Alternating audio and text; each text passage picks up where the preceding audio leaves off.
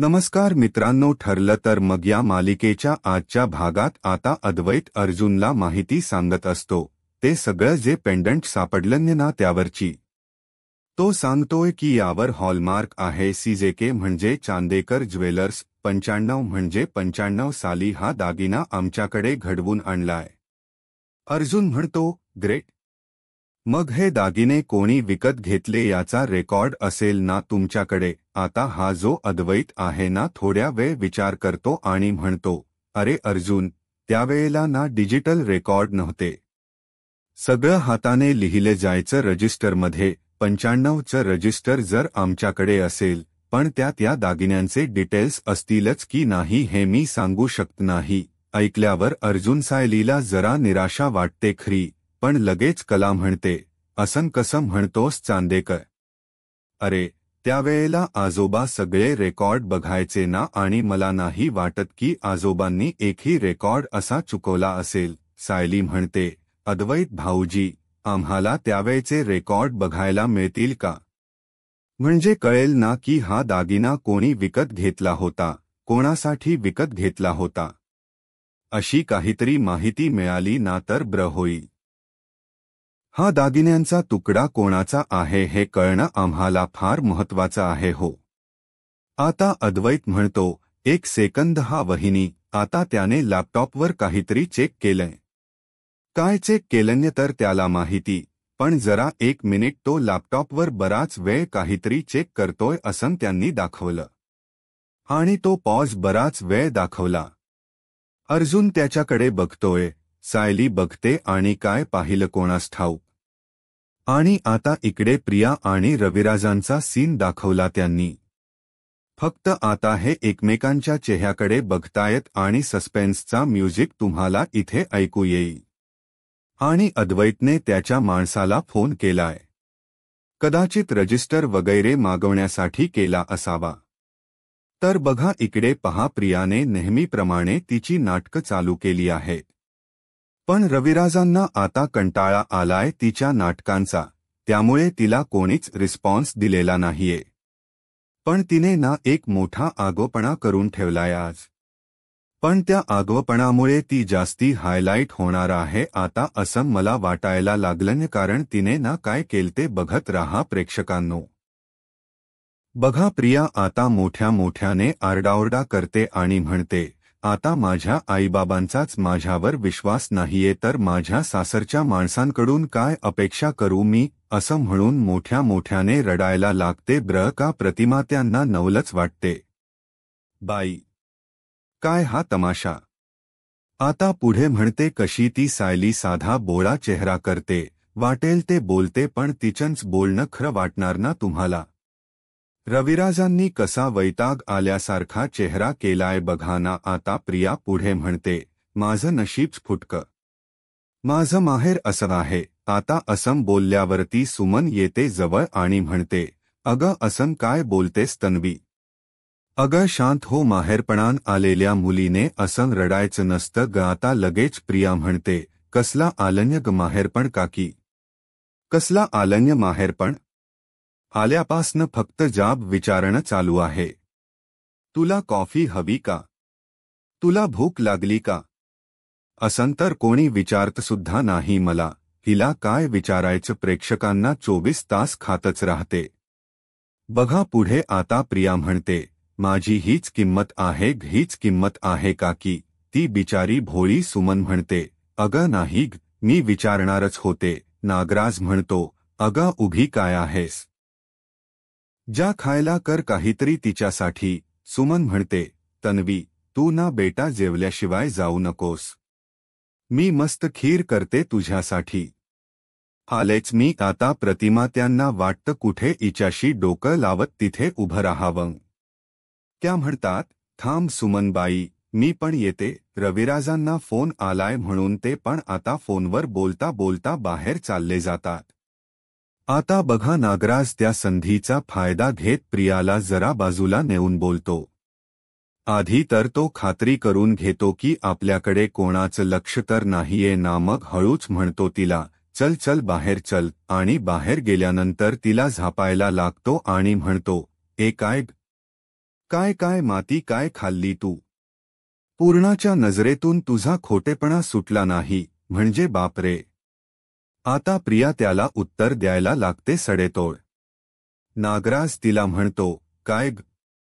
गोड साखरेसारखं बोलायला तुला जिवार येत का ग? ती चांगली सून करायचं नाटक कमी पडतंय तुझं. त्यावर प्रिया म्हणते, ओ जरा 5 मिनिट. 5 मिनिट गोड गोड त्या साखरेत घोळलेल्या सुनेसारखं बोलून पहा मग समजेल तुम्हाला. नागराज म्हणतो, तुझं काम नीट करत नाहीस. मला कशाला ॲटिट्यूड दाखवतेस ग? प्रिया म्हणते, ते तुम्ही तुमचं काम नीट करताय का?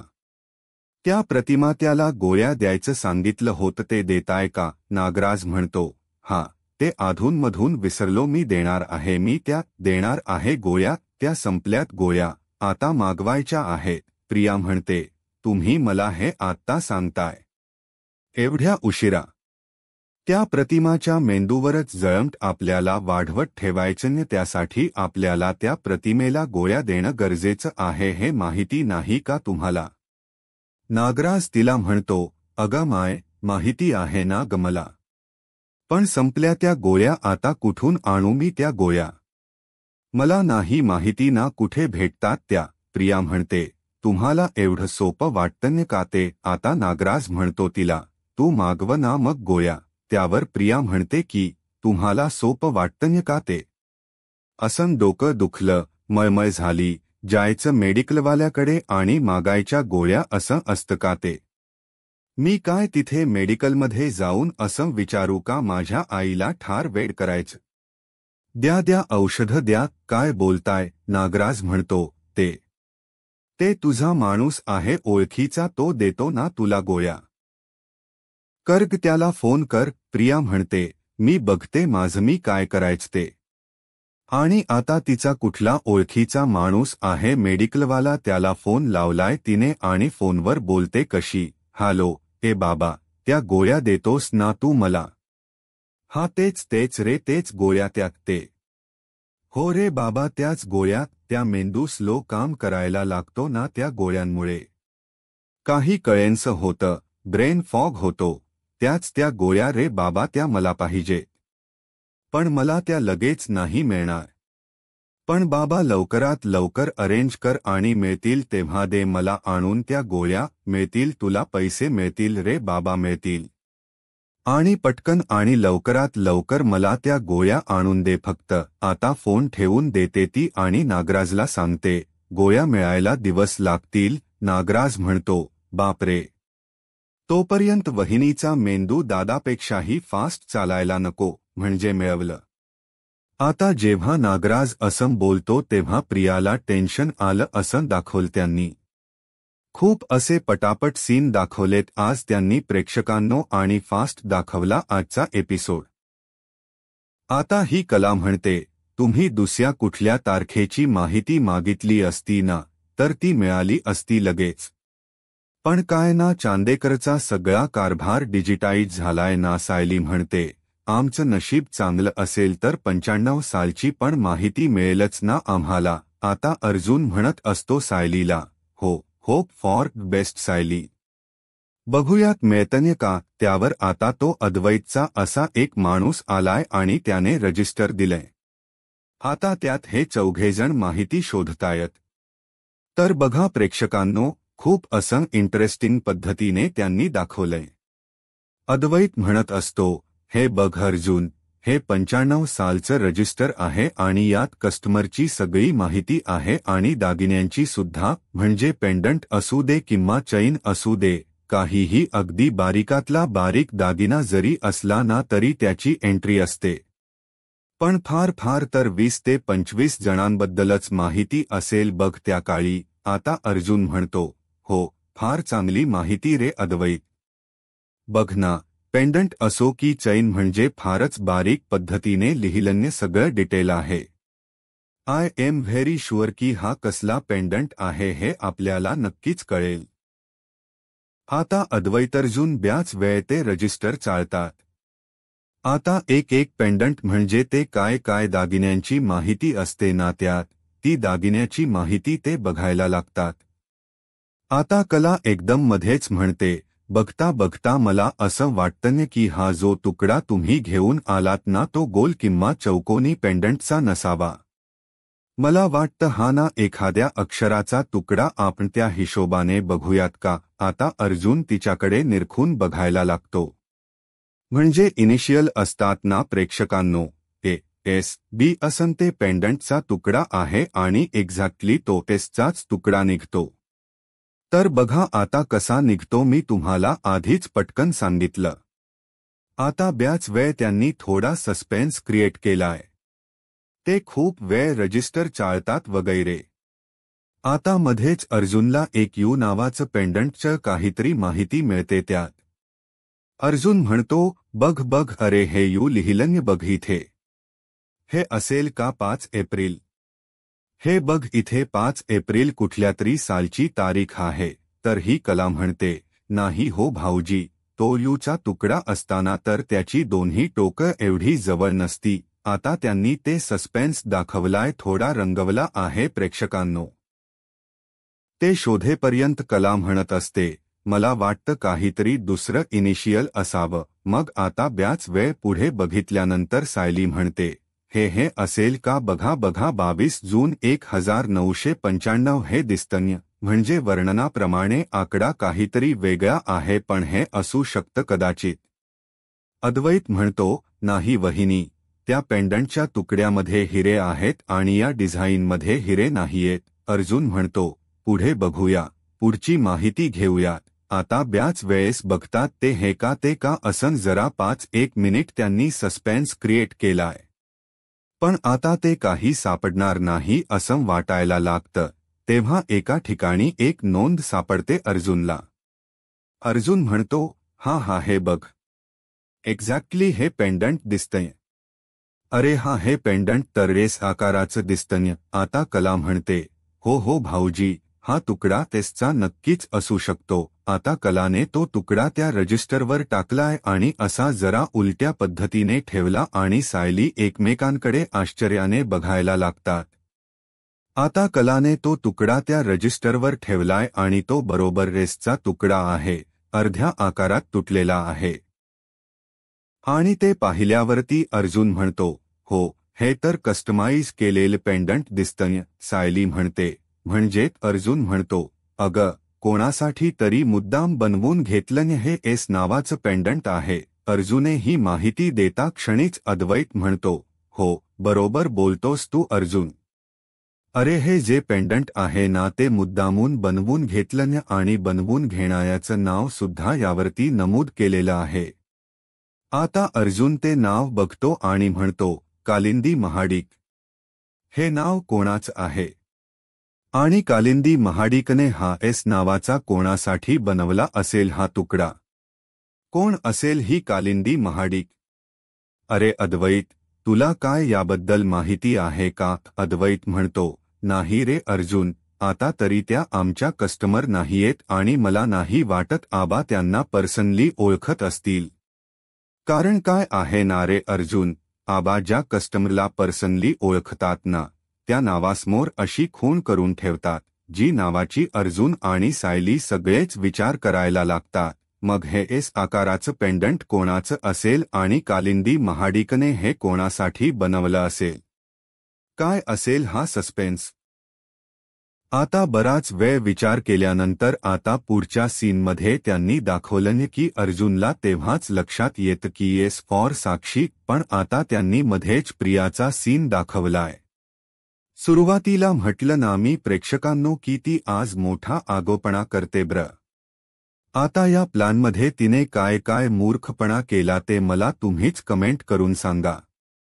आता अर्जुन आणि सायलीचा आणि अद्वैतचा हा सीन त्यांनी एवढाच दाखवला. तर बघा प्रिया आणि नागराज आता काय प्लॅन करा. ब्याच वेळा विचार करताना दाखवला की एस कोण असेल एस नावाचं आणि ही कालिंदी महाडिक कोण असेल.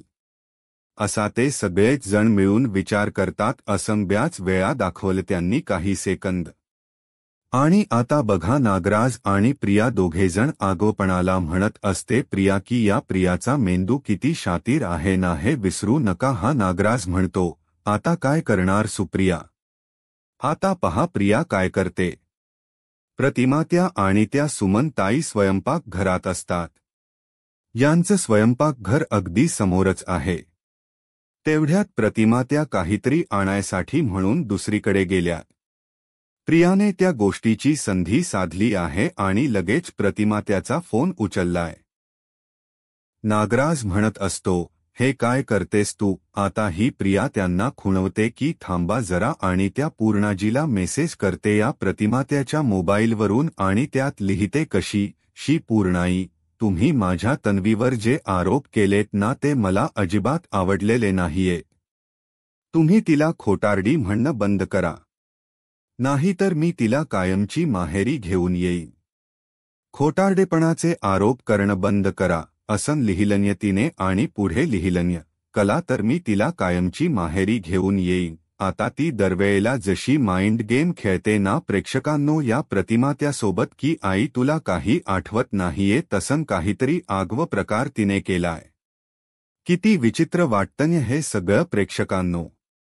एक स्पेसिफिक शब्द वापरावासा वाटतोय पण जाऊ द्या नाही वापरत आहे. नागराज म्हणतो, अच्छा अशी ठिणगी टाकलीस तर. प्रिया म्हणते, आता या ठिणगीचा वणवा कसा होतो ना ते बघा. आणि लगेच काय दाखवलं बघा ना. आता ही प्रिया मेसेज करते आणि लगेच घरी आलेली पण दाखवली त्यांनी. घरी आल्या आल्या आता या पूर्णाजीच्या आणि या कल्पना त्यांच्या हातात मोबाईलच असतो आणि त्या दोघी त्या मेसेजबद्दलच विचार करत असतात. आता प्रिया त्या दोघींना बघते. या दोघी फोन पाहतायत म्हणून दारातच का घरात आल्या आल्या पूर्णाजी आधी शॉक झालेल्या असतात की माझ्या प्रतिमाने असा कसा मेसेज केला मला. त्या कल्पना ताईशी असं बोलत असतात. तेव्हा प्रिया मनातल्या मनात विचार करते. प्रिया आता मनातल्या मनात खुश होऊन म्हणते, येस, या दोघी त्या प्रतिमाचाच मेसेज वाचतायत वाटतं. माझा नेम बरोबर लागलाय. या असल्या सुपीक आयडियाज डोक्यात येतातच कुठून प्रेक्षकांनो. कायचे काही दाखवतात. या पूर्णाजी म्हणतात, अगं बाई, आपल्या प्रतिमाने असं कसं मेसेज केला मला. कल्पना ताई म्हणतात, अगं काही कळतच नाही हो पूर्णाई. आता ही लगेच येते प्रिया आणि म्हणते, काय काय चाललंय तुम्हा दोघींच. काय ग पूर्णाजी, आईचा मेसेज आहे. काय म्हणते आई. आता या पूर्णाजी म्हणतात, ए बाई कल्पना, प्रतिमाला फोन लाव ब्र. असं काय विचित्र लिहिलं आपल्या प्रतिमाने. लाव ब्र बाई फोन, मला बोलू दे जरा तिच्याशी.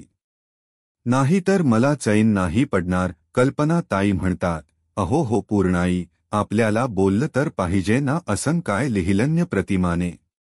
आणि थांबा मी फोन स्पीकरवर ठेवते. आता कल्पना ताईंनी फोन लावलाय का आणि या प्रतिमा फोन रिसीव्ह करतात. प्रिया मनातून खुश होत असते की चला आता या प्रतिमाला पुन्हा एकदा वेडा बनवायचा चान्स आला. तर आता प्रतिमा त्या फोन उचलतात. मग कल्पनाताईंकडून म्हणतात, अगं प्रतिमा, तुझी तब्येत कशी आहे ब्र. हा प्रश्न जरा वियर्ड वाटला असं नाही वाटतंय का प्रेक्षकांनो. म्हणजे डायरेक्ट कल्पना ताईंनीच मुद्द्याला हात घातला बघा. हा या प्रतिमा आत्या म्हणतात, माझी तब्येत ठीक. कल्पना, असं का विचारतेस. कल्पनाई म्हणतात, अगं प्रतिमा, तू असा काय मेसेज पाठवलास ग. अगं मला आणि पूर्णाईला खटकला ग तो मेसेज. या प्रतिमा तात्या म्हणतात, मेसेज. कसला मेसेज. कल्पनाताई म्हणतात, अगं कल्पना, पण कुठला मेसेज. आता या कल्पना ताई म्हणतात, हा अगं सांगते हा तुला. आणि तो मेसेज त्यांनी लिटरली प्रतिमा त्याला वाचून दाखवलाय. म्हणतात कशा बघा. अगं बघ प्रतिमा ऐक, तू असा मेसेज केलाय की पूर्णाई, तुम्ही माझ्या तन्वीबद्दल जे बोललात ते मला अजिबात आवडलं नाही. तिच्यावर खोटारडेपणाचे आरोप करणं बंद करा नाहीतर मी तिला कायमची माहेरी घेऊन येईन, असा मेसेज केलास तू. प्रतिमा त्या तिकडे शॉक लागल्यासारख्या ॲक्शन करू लागल्या आणि म्हणू लागल्या, नाही नाही मी असा कुठलाही मेसेज केलेला नाहीये कल्पना. अगं काहीतरी गैरसमज झाला असेल. अगं मी अशा पद्धतीने पूर्णांशी बोलेल का कधी. कल्पनाना पूर्णाजी म्हणतात, हो ना, मला पण तेच वाटतं. प्रतिमा असं नाही बोलणार कधी माझ्याशी. प्रिया लगेच तिकडून माइंड गेम खेळायला लागते आणि म्हणते, अगं आई, पण हा फोन तुझ्या मोबाईलवरून आलाय. तू तो मेसेज केला आणि नंतर विसरून गेलीस का? फोन स्पीकरवर आहे ना प्रेक्षकांनो, त्यामुळे ह्या सगळ्याजणी मोठ्यानेच बोलताय, कानाला फोन लावता. तर बघा आता या प्रतिमा त्या तिकडे शॉकमध्ये. नाही असं कसं होईल? अगं तन्वी, मी कोणाची शपथ घेऊन सांगू, मी नाही केलाय हा मेसेज. त्या प्रतिमा त्याला मुद्दाम बावळ करताय बरं का. आता तेवढ्यात रविराज येतात आणि मला असं वाटतं की प्रियाचा हाही प्लान अगदी फुसका निघणार आहे, कारण रविराज त्या प्लानवर बरोबर उत्तर देतील आणि त्यांना कळून जाईल की प्रिया कशी माइंड गेम खेळते या प्रतिमासोबत. आता ते रविराज म्हणतात, काय ग प्रतिमा, काय झालं? आता बघा प्रतिमा त्या म्हणतात, अहो बघा ना, कोणीतरी पूर्णला माझ्या फोनवरून उद्धट मेसेज केलाय हो. अहो पण मी नाही केला तो मेसेज, रविराज म्हणतात. आणि इकडे मी बोलतो. लगेच प्रिया म्हणते, हालो हालो बाबा. अहो बाबा बाबा, आई घेते की नाही तिच्या गोळ्या वेळेवर? अहो आईने असा काय मेसेज केला हो? म्हणजे ती काहीतरी करते बघा ना आणि विसरून जाते हो. काय हो बिचारी आई. अहो बाबा, मी काय म्हणत होते, आपण आईच्या गोळ्या किंवा तो कोर्स बदलून बघूयात का? प्रतिमा त्या आता घाबरतात ब्र का. मला असं वाटतं सायलीसारखं सडेतोड उत्तर त्याच देतील या प्रियाला. आता प्रिया म्हणते, आईचा आजारपण वाढत राहील ना बाबा, आपल्याला काहीतरी करावं लागेल हो. आता रविराज म्हणतात, थांब जरा तन्वी, मला बघू दे काय मेसेज केला तिने. आता इथे जरा मला नवलं वाटलं. रविराज त्या प्रतिमा त्याचा फोन चेक करतात आणि म्हणतात, अगं पण इथून प्रतिमाने पूर्णाईला काही मेसेज पाठवला असं दिसतच नाहीये. प्रतिमा म्हणतात, अहो कसा दिसेल तो मेसेज, मी पाठवलाच नाही ना. म्हणजे प्रियाने तो डिलीट केलाय असं तर काही दाखवलं नव्हतं. पण बघू बाई आता हे काय दाखवतात ना, जरा गोंधळच असतो कधी कधी. पण आता या पूर्णाजी म्हणतात, अगं प्रतिमा, तू काळजी नको करूस, पण माझं मन सांगतंय ना बेटा की तू कधी माझा अनादर करणार नाहीस. पण तिच्या फोनवरूनच मला मेसेज आला, हे खरं आहे ब्र का रविराज? मग कल्पना ताई म्हणतात, भाऊजी, मी तुम्हाला स्क्रीनशॉट पाठवते या मेसेजचा. असं म्हणून त्यांनी तो स्क्रीनशॉट आता रविराजांना पाठवला. आता रविराजांनी तो मेसेज वाचला आणि त्यांनाही नवलच वाटलं.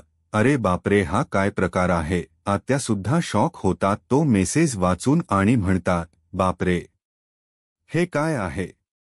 अहो हे सगळं अशक्य आहे हो, खरंच अशक्य आहे. आता रविराज पण टेन्शनमध्ये दाखवलेत ब्र का की हा काय प्रकार आहे. म्हणजे प्रतिमाच्या मोबाईलवरून तर मेसेज गेला, पण हा प्रतिमाने केला नाही, हे काय आहे सगळं? आता रविराजांना खरं तर तन्वीबद्दल शंका पटकन यायला हवी होती, पण आता बघू केव्हा येते शंका, कारण प्रेक्षकांनो मालिकानं आता जरा इंटरेस्टिंग दाखवतायत. आणि मी काल असं ऐकलं ब्र का, आता कुठला तरी सोर्स आहे त्यावर असं सांगितलं की आता ख्या तन्वीचं सत्य उघड होणार आहे म्हणे या कालिंदी महाडिक प्रकरणामुळे. आता मालिका प्रचंड इंटरेस्टिंग होणार प्रेक्षकांनो, त्यामुळे बघायची सोडू नका आणि माझा रिव्ह्यू तर ऐकणारच आहात तुम्ही, त्यात काही प्रश्नच नाही. तर हा शेवटचा सीन तुम्ही बघत आहात. चैतन्यला बोलावून घेतलं अर्जुनने. आता त्या पेंडंटबद्दल चर्चा चालू आहे. अर्जुन सायलीला आता कन्फर्म झालं की तो पेंडंट साक्षीचाच आहे. अर्जुन म्हणत असतो, आपल्याला आतापर्यंत डाऊट होता पण आता आपल्याला मेजर काहीतरी मिळालंय. हा पेंडंट एस नावाचा आणि तो साक्षीचाच आहे. सायली म्हणते, ते पेंडंट साक्षीने विकत घेतले याचा पुरावा मिळाला असता तर किती मदत झाली असती, पण एकूण 1995 साली साक्षीने कसं विकत घेतलं असेल ते? अर्जुन म्हणतो, नाही ना, तेव्हा तर ती नुकतीच जन्माला वगैरे आली असावी. पण चांदेकर ज्वेलर्सकडून ते पेंडंट विकत घेणारी ती बाई, तिचं नाव पण वेगळंच आहे ना? सायली म्हणते, हो ना, त्या बाईने साक्षीला भेटवस्तू म्हणून दिलं असेल का ते पेंडंट? तसं असेल तर त्या बाईचा आणि साक्षीचा काय संबंध असेल ब्र? अर्जुन म्हणतो. त्या बाईचं कोल्हापूरशी काय कनेक्शन असेल? म्हणजे ते कोल्हापूरवरून विकत घेतलंय ना? मग चैतन्य म्हणतो. काहीतरी संबंध आहे रे अर्जुन. म्हणजे सोन्याचा तुकडा असा उगीच थोडी कोणी कोणाला गिफ्ट करतं. म्हणजे चैतन्याला म्हणायचं की कोणीतरी जवळचीच व्यक्ती आहे जी असं सोन्याच्या वगैरे वस्तू देते ना? आणि बरोबर आहे त्यांचं. अर्जुन आणि सायली सगळे विचार करायला लागतात. काय असेल हे? कोण असेल ही महाडिक बाई? चैतन्य म्हणतो. सायली वहिनी, अजून काही माहिती मिळाली आहे का या पेंडंटबद्दल? सायली म्हणते. नाही हो भाऊजी, जास्ती काही माहिती नाही मिळाली. फक्त वजन किती आहे या तुकड्याचं आणि हा तुकडा कधी बनवला गेला? 8 ऑगस्ट 1995 साली हे विकत घेतलं गेलं. आता सायली ही माहिती त्याला पुढे देणार तेवढ्यात चैतन्य म्हणतो. 1 मिनिट वहिनी. अगं काय तारीख म्हणालीस तू? आता सायली म्हणते. 8 ऑगस्ट 1995. मग चैतन्य एकदम शॉक होतो आणि म्हणतो. अरे बापरे, 8 ऑगस्ट 1995. अर्जुन म्हणतो. एवढा काय शॉक झालास तू? काय येते तारखेमध्ये? चैतन्य म्हणतो. अरे बाबा, अरे ती साक्षीच्या वाढदिवसाची तारीख आहे. आणि मग सायली अर्जुन शॉक होतात. काय असं म्हणून सगळे एकमेकांकडे बघायला लागतात. आणि आता हा फार मोठा पुरावा त्यांच्या हाती लागलाय. आता ही कालिंदी महाडिक कोण आहे? आता बापरे, केवढा मोठा सस्पेन्स ठेवलाय त्यांनी प्रेक्षकांनो. आता बघा, एपिसोड इथे संपलाय पण पुढचा प्रोमो पण धमाकेदार आहे. अर्जुन आता सांगत असतो चैतन्य आणि सायलीला. आता सगळे डॉट्स एकत्र और मेरा अंदाज 100% खरा निकल गया. प्रेक्षकांनो, अर्जुन सांगतोय की ही साक्षीची आईच आहे जिने तिला पेंडंट गिफ्ट केलं. आता सगळे पुरावे समोर आहेत आपल्या. आणि ही तन्वी म्हणजे प्रिया झाकून ऐकत असते अर्जुनच्या रूममध्ये आणि कल्पनाताई तिला रेड पकडतात आणि जाब विचारतात. काय करू लागली का इथे? तेवढ्यात अर्जुन आणि सायली बाहेर येतात आणि विचारतात. मम्मा काय झालं? कल्पनाताई सांगतात. तन्वी तुमच्या बेडरूमच्या बाहेर चोरून ऐकायचा प्रयत्न करत. त्यावर अर्जुन उत्तर देतो तन्वीला आणि कल्पनाताईंना. अगं मम्मा, कुत्र्याचं शेपूट वाकडंच असतं पण मला कुत्र्याचा अपमान नाही करायचाय. हा भारी ताठ होता प्रियाला. तर असो प्रेक्षकांनो, कल्पनाताई पुढे हळूहळू प्रियाचं सत्य समोर येतन्य. आता पुढे काय होईल हे पाहायला आत्ताच माझा महाराष्ट्र या यूट्यूब चॅनलला सबस्क्राईब करा. धन्यवाद.